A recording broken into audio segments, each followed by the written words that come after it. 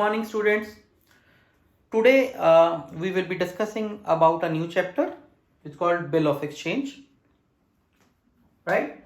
And before we move to the technical aspects of understanding what Bill of Exchange is, let's try to understand it in a more simplified manner. Usually when you buy goods,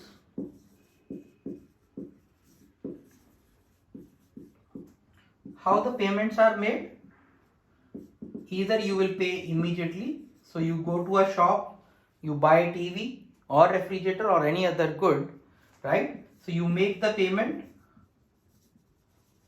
and take the delivery. Take the delivery of goods, right? Or you can issue a check. So you are making the payment through bank, right? So issue a check and take the delivery. So in both these cases, the delivery and the payment is happening simultaneously, right? There can be another scenario wherein you are buying the goods on deferred terms.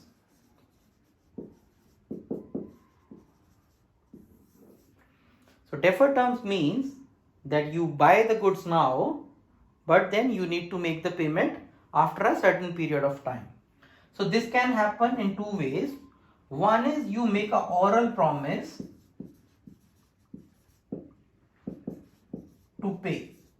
So you take delivery of your goods and you tell the supplier that okay, you give me the delivery of the goods and I will be making the payment after 2 days, 7 days, 30 days, whatever is the agreed term, right? Or you can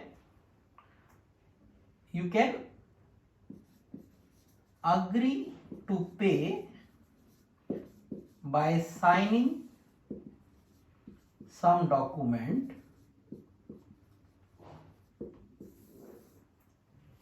Why we need to sign the document? Because the oral promises are very difficult to prove in court of law, right? So usually the supplier would prefer that their buyer to give them some undertaking, some promise to pay, so that in case the payment is not forthcoming, they can go to the court of law and can prove the debt by showing this document and can recover their money. Okay, so this is broadly how the things happen. So now we'll talk about this scenario when we will be discussing about bill of exchange, wherein the buyer is actually undertaking or buyer is accepting a draft to make the payment of the purchased goods, right?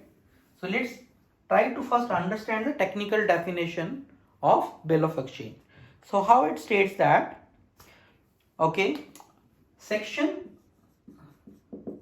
5 of Negotiable Instrument Act 1881 covers the definition of bill of exchange, right? It says that a negotiable instrument, a bill of exchange is an instrument in writing. So it is a instrument in writing. Bill of exchange is an instrument in writing containing unconditional orders. Containing unconditional order signed by the maker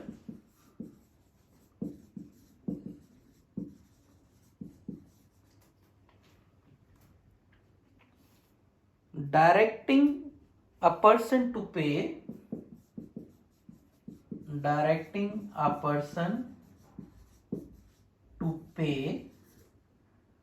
specified sum of money to or to the order of specified person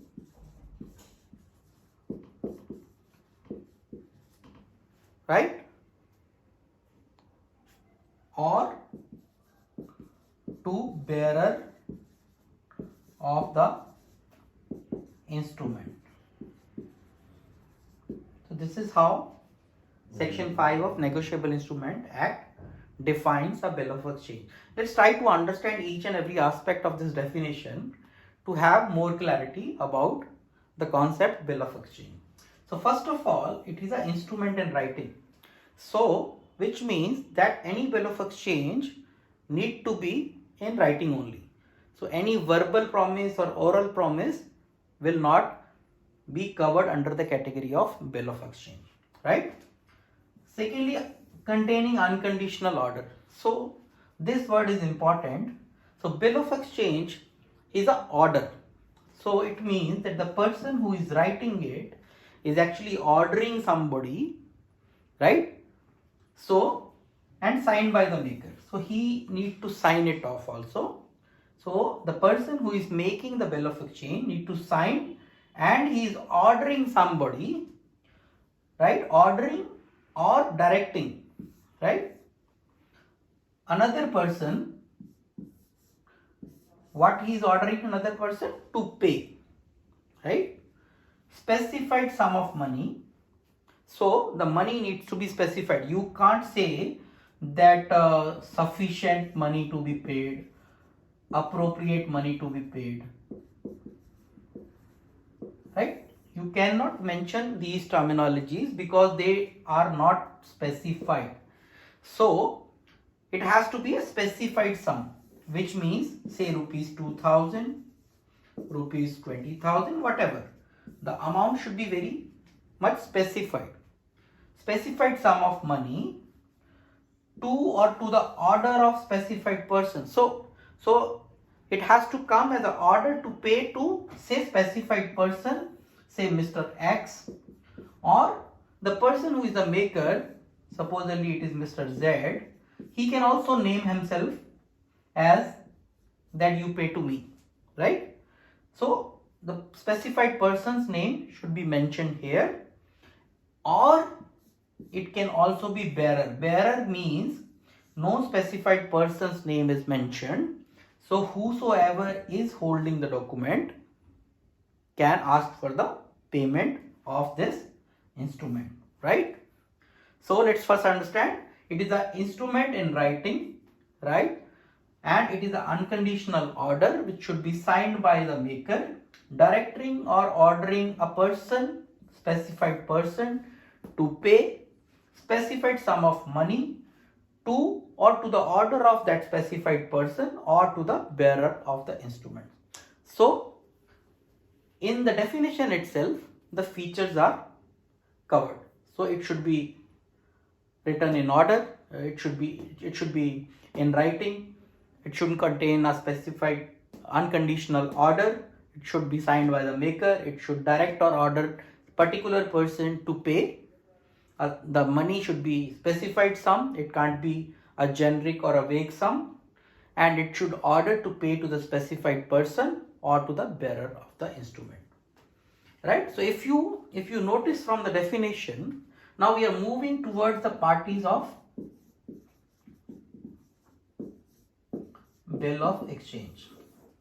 Now if you notice the definition, and if we try to identify 2-3 people who are there in the definition, so one is the maker, right? So one person who is mentioned in the definition is maker, right? Maker who is ordering or directing another person to pay. So there is another person who is being directed, right? So person being directed, right? So maker, and second person is to whom the order is given to pay a specified sum of money to the order of specified person, right? So another specified person to whom the money to be paid. So person to whom money to be paid. So these are the 3 persons mentioned as a part of the definition. So with this definition in mind, let's try to understand who are the various parties in a bill of exchange transaction. Okay. So we have noted down the important points on the left hand side corner, and we will try that what are those parties to a bill of exchange transaction and what is their role.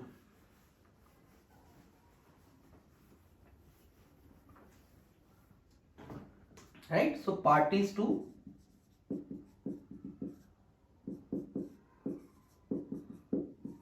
bill of exchange. So we have noted down three things. One is the person who has made the bill. One is the person whom the direction is given, who will be paying the bill. And the third person who will be receiving the amount. So technically, the person who is writing the bill is called drawer. Right? That person who is writing the instrument and ordering or directing other person to pay specified sum of money to or to the order of a specified person. So that person is called drawer. So drawer is a person who writes the bill. Writes the bill of exchange. The person who is being directed, right, is called drawee. So drawee is a person who accepts the bill.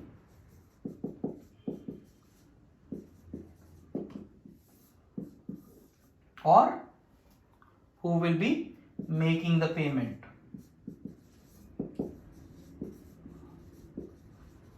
Or usually this is the person who is the buyer, right?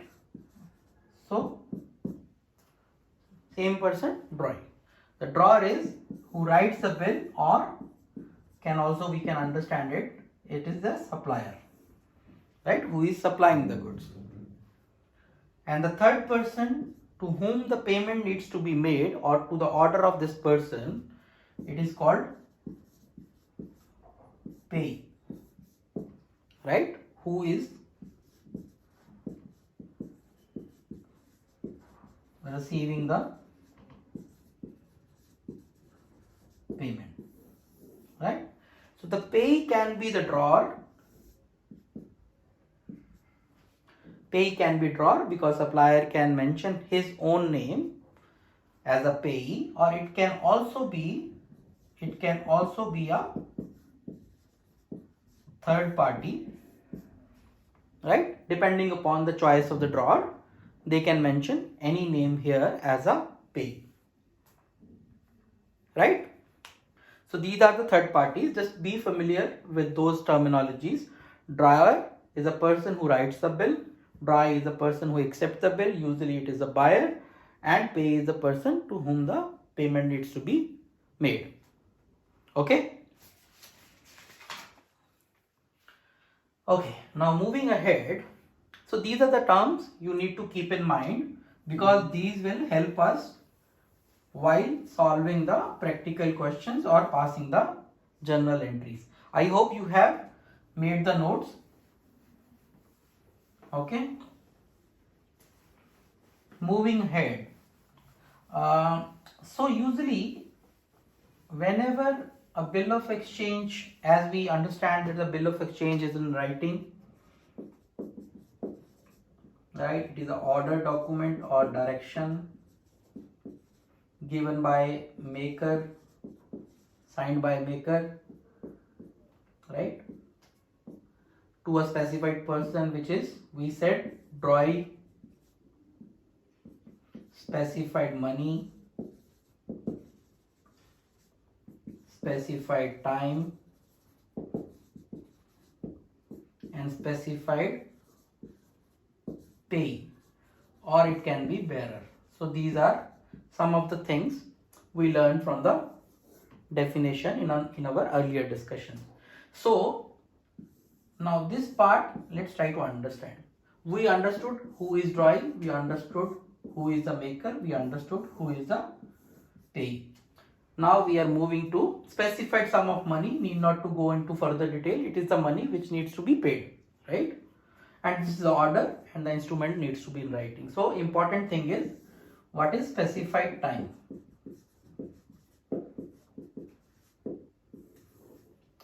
Right? So specified times can be any time. It can be in days, it can be in months, can be in years. So depending upon the choice of the maker and the agreement with the drawee, they can mention anything that after, or so how it can be mentioned? It can be mentioned after say 30 days,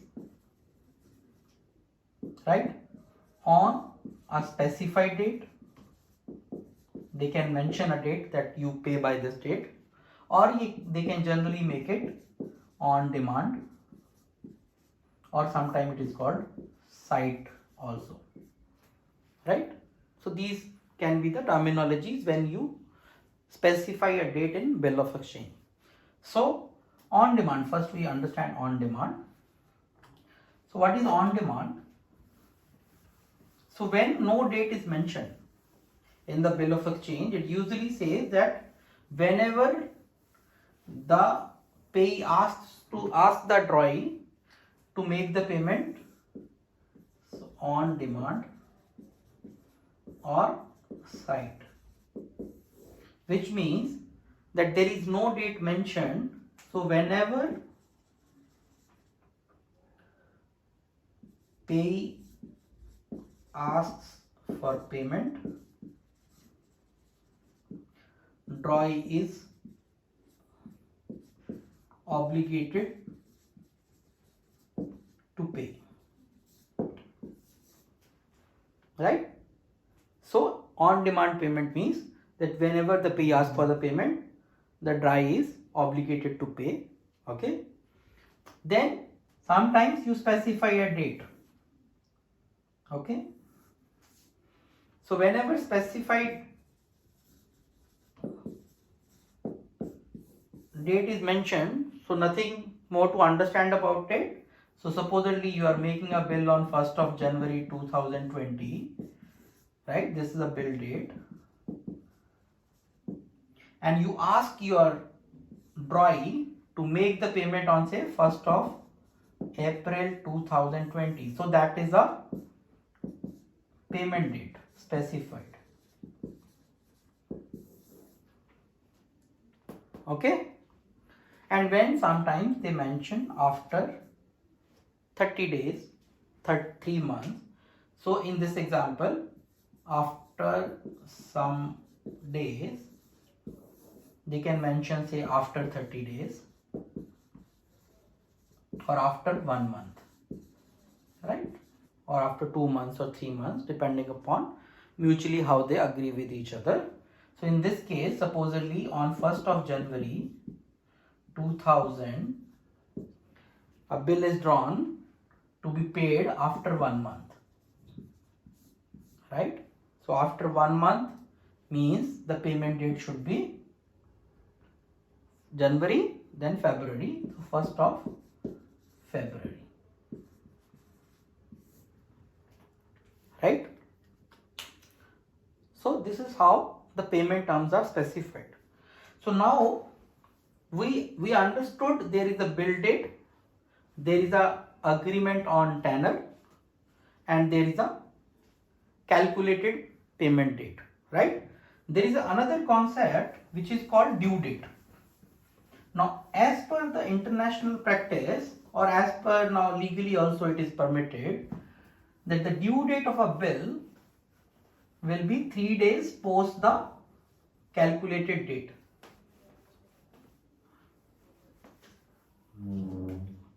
Right? So which means, which is called grace period. Usually the drawee gets 3 days grace period to make the payment.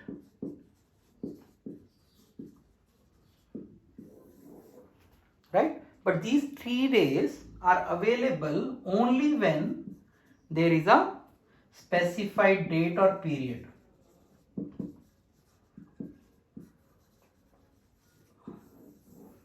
Only when there is a specified date or period of payment, then these 3 days of grace are available to the drawee.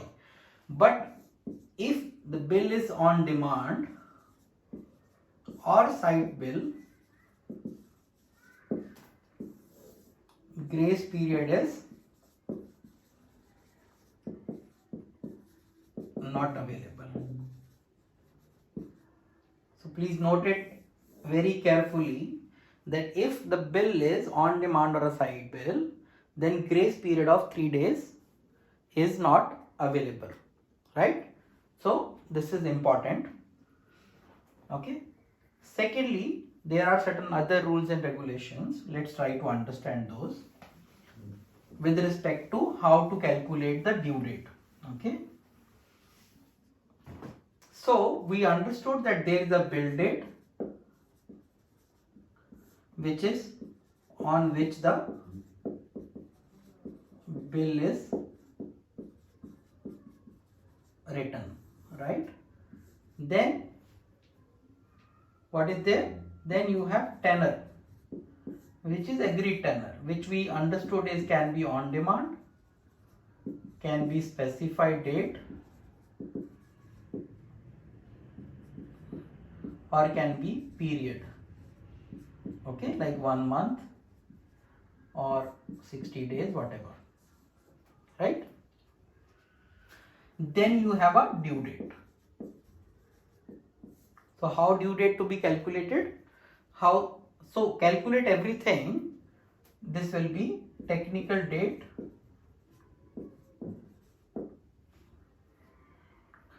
plus grace period. And grace period is how much? We understand grace period is usually 3 days, right? So from here we will try to arrive at the due date. On demand bill, we already understood no grace period. For other two scenarios, 3 days of grace period will be available. What is other rule? If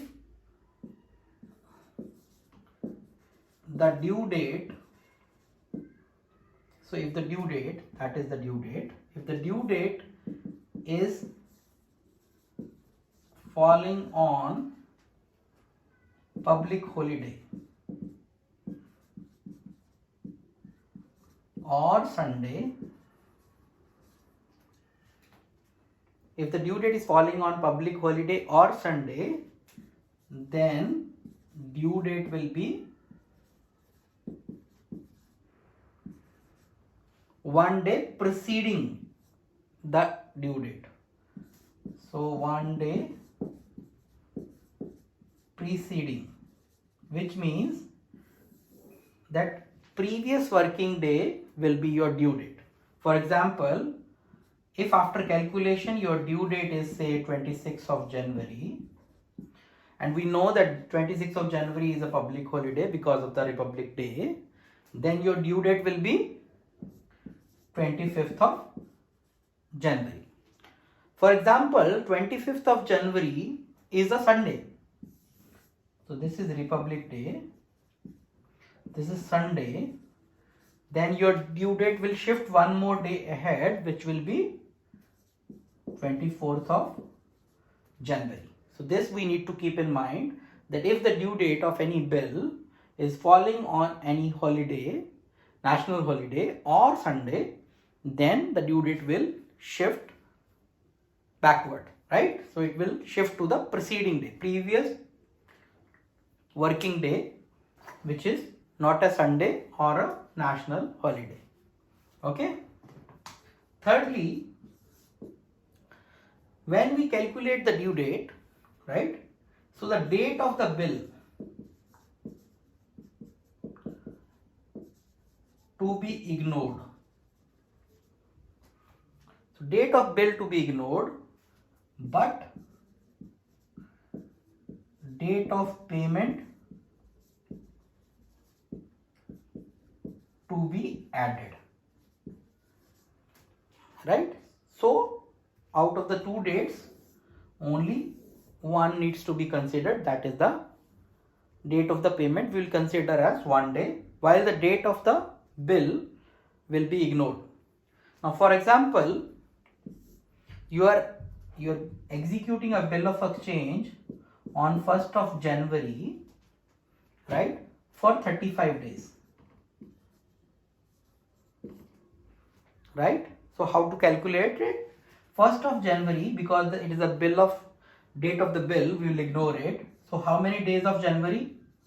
30 plus 5 days of February, right? Because we have to include the payment date, so it will fall on 5th of February, right? Now if this is because this is a period bill, you will get 3 days of grace plus 3 days, so the date will come as 8th of February for this case, right? Okay, so another important thing to remember while calculating the due dates is, let me rub this one. I hope you are making the notes.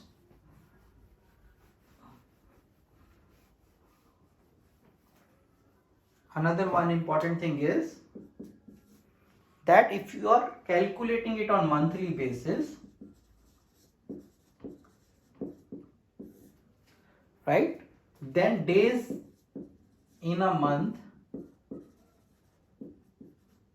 are not important. So if you are, say, executing one bill on 1st of January 2000 for 2 months, right? So because we are ignoring 1st of January, the date of the bill, so the due date should fall on 1st of March, irrespective whether February has 28 days or 29 days. So 1st of March should be your technical due date plus 3 days of grace. So due date will be 4th of March. Right? Make sense? Okay? We'll solve one question and then we will move forward with the chapter.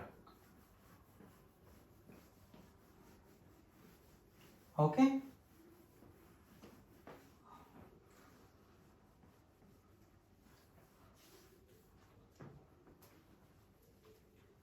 Few scenarios we will try to solve.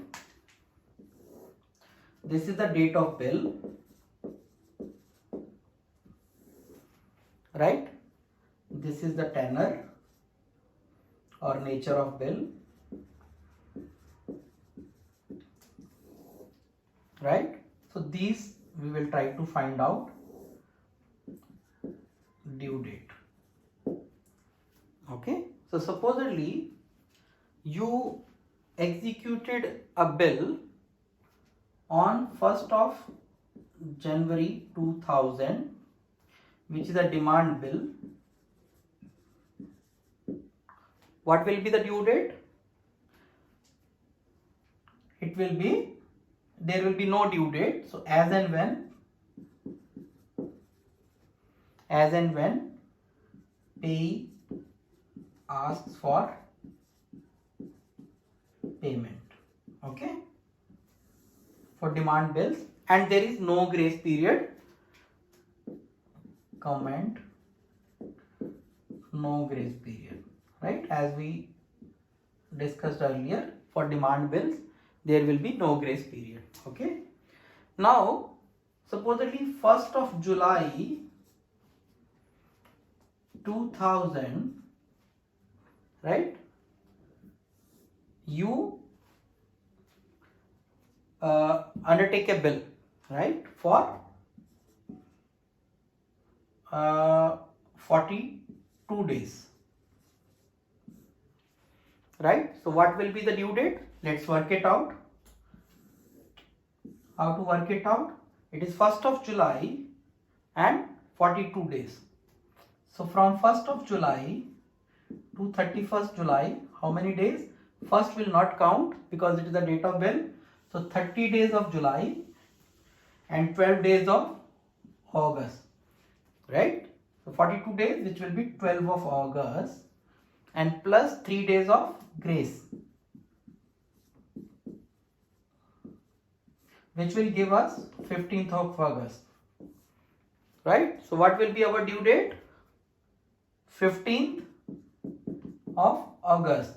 But you notice 15th August is a national holiday, we all know, right? So 15th of August can't be your due date, so it will be one day earlier, which will be 14th of August. Got it?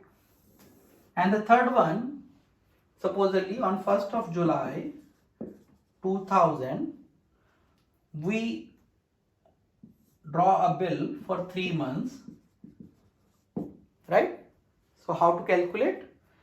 As I said, while calculating the days, calculating the due date when the tenor is in month, we will straight move from month to month without considering the days, right? So 1st July to 1st August 1 month, to 1st September 2 months, to 1st October 3 months.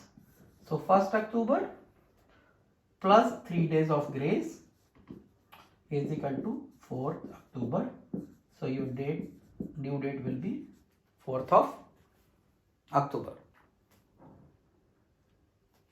Got it? I hope this concept is now crystal clear, because sometimes in exam they ask this kind of a question, a short version of question, maybe 2-3 marks, and they ask you to calculate the due date of the bill. Okay. Now moving forward, we'll move to the main section of bill of exchange. So we understood, right, that broadly we said there are 3 parties to any bill of exchange transaction. One is drawer,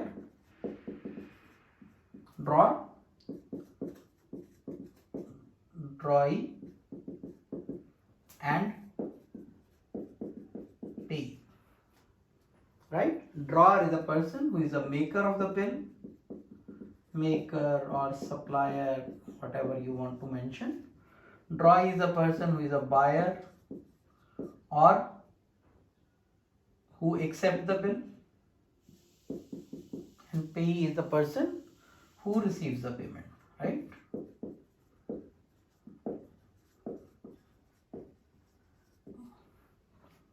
Right? Usually they will ask us questions to pass various journal entries as we will move with the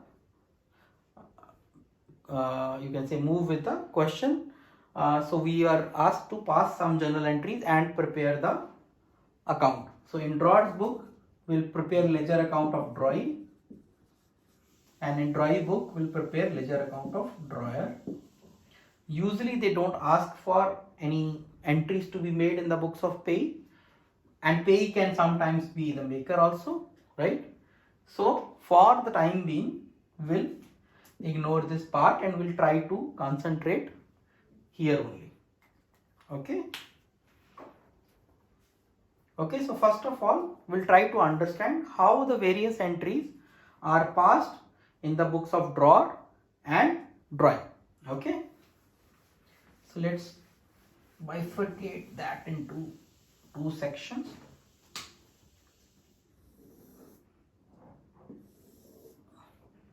This is books of drawer and this is books of drawing. Okay, so this is statement or your question, how will be passing the journal entries. Okay, so supposedly on 1st of January 2000, a bill of rupees 2000, let's, for convenience, let's give it a name, Mr. A, and here Mr. B. Okay, so a bill of rupees 2000 was drawn by Mr. A, right, on Mr. B. Okay, this is Mr. B. The bill is drawn by Mr. A on Mr. B for 2000 rupees on 1st of January 2000, right? So how to capture this? Now, to understand, so if bill is drawn, right, before that what could have happened? Now that part also let's try to understand. So usually the first transaction should be that how the liability is created, right? So Mr. A, who is the supplier, and Mr. B is the buyer. So Mr. B place the order to Mr. A and buy goods rupees 2000. So he is the seller. So how it goes? Two accounts, goods account or purchase account, right? And who is buying? Mr. B is buying. Here two accounts, sorry, sale account, sales for him. So here is goods or purchase, and another one is Mr. A, right? So this person has purchased goods from Mr. A. So how the entry will be? Because goods are incoming, so goods or purchase account, debit to the supplier, debit the giver, sorry, credit the giver. So he is giver to Mr. A. So this is the base entry from where the transaction might have started. And for him, he is the receiver of the goods, receiver, so B account, debit to sales or goods account.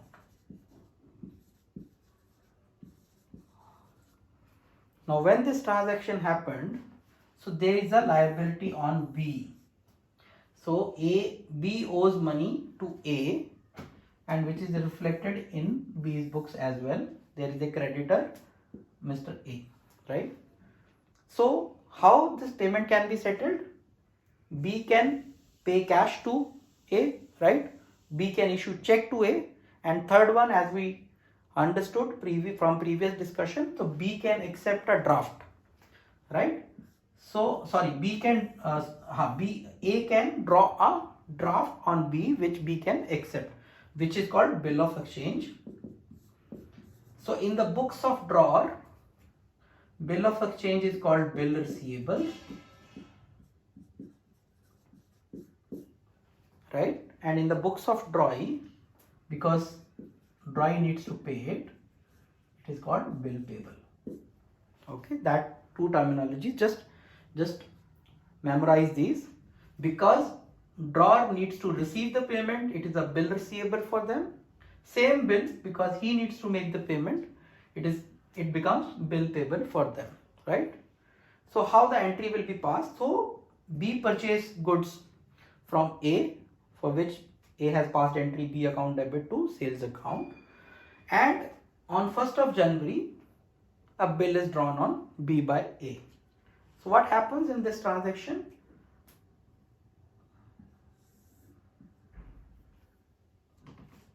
What happens? So when bill is drawn, B accept the bill and return the bill back to A.